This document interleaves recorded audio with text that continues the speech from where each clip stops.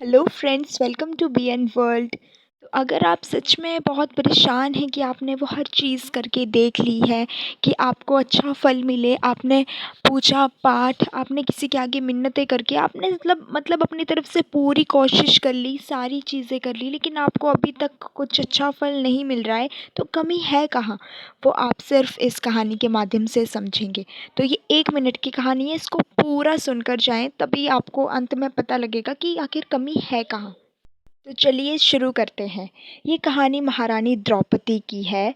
तो जब महाभारत की लड़ाई खत्म हुई तो भगवान कृष्ण ने पांडवों को बुलाकर कहा कि अश्वमेध यज्ञ कराओ, प्रायश्चित करो, नहीं तो नरक में जाओगे।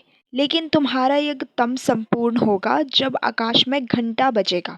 पांडवों ने यज्ञ किया। सारे भारतवर्ष के साधु महात्मा बुलाए। सब खाना खा चुके पर घंटा न बजा। सोचा कि भगवान कृष्ण को नहीं खिलाया।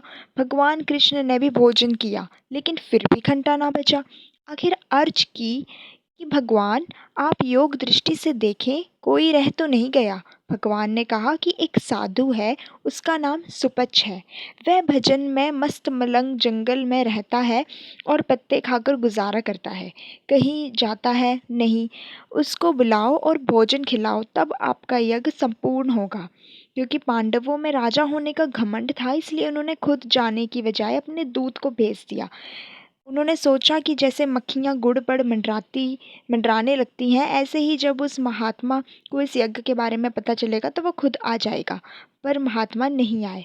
अब पांडव खुद उस महात्मा को लेने गए। कहा कि महात्मा जी, हमारे यहाँ यज्ञ है, आप चलकर उसे संपूर्ण करें। महात्मा ने कहा कि मैं उसके घर जाता हूँ, जो मुझे 100 अश्वमेध यज्ञ का फल दे। अब पांडवों ने कहा, हमारे यहाँ तो एक यज्ञ संपूर्ण नहीं हो रहा और तुम 100 यज्ञ का फल मांग रहे हो। वह ये बोलकर घर चला आया। अब वह हार कर बैठ गए। पांडव निराश होकर बैठे थे कि द्रौपदी ने कहा, आप उदास क्यों बैठे हैं? मैं सुपच को लाती हूँ, यह भी कोई बड़ी बात है। द्रौपदी उठी, नंगे पांव पानी लाई, अपने हाथ से प्यार से खाना बनाया, फिर नंगे पांव चलकर महात्मा के पास गई और अर्ज की, महात्मा जी, हमारे यहाँ यज्ञ है, आप चलकर उसे संपूर्ण करें। महात्मा ने कहा कि तुम्हें पांडवों ने बताया होगा कि मेरा क्या प्रण है। कहने लगी कि महाराज, मुझे पता है। महात्मा ने कहा, लाओ फिर 100 अश्वमेध यज्ञों का फल। द्रौपदी ने कहा, महात्मा जी, मैंने आप ऐसे संतों से सुना है कि जब संतों की ओर जाएं तब एक एक कदम पर अश्वमेध यज्ञ का फल मिलता है।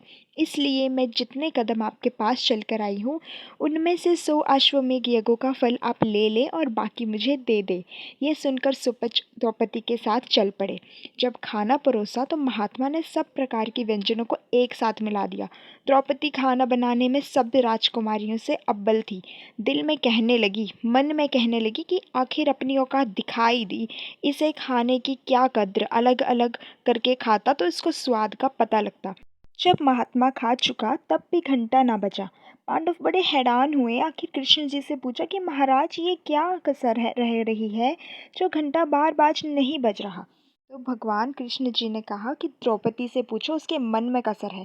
द्रौपदी को पता नहीं था कि सुपच ने सारे भोजन को मिलाकर भोजन के स्वाद को जानबूझकर खत्म किया। महात्मा या तो खाना खाते समय सारे भोजन को मिलाकर उसका स्वाद नष्ट कर देते हैं, या अपनी सूरत को खाना खाने से पहले अंदर उबार लेते हैं। नतीजा ये होता है कि खाना चाहे खट्टा हो या नमकीन, मीठा हो या फीका, रूखा हो या सूखा, चाहे कैसा भी हो, उनको स्वाद का पता नहीं चलता। जब द्रौपदी ने क्षमा मांगकर अपना मन शुद्ध कर लिया तो घंटा बजा। सो क्या आप समझे? उनकी मन्नत तब पूरी हुई जब सबने अपना मन शुद्ध कर लिया। मालिक को केवल भक्ति और नम्रता ही प्यारी होती है। इसलिए आप बाहर से जितना मर्जी पूजा पाठ कर लीजिए, दिखावा कर लीजिए, अगर आपके मन में थोड़ा सा भी खोट है तो भगवान आपकी कोई भी इच्छा पूरी करने में बहुत देर लगाएंगे। इसलिए अपने मन को शुद्ध कीजिए, दूसरों के प्रति बुराई मत रखिए।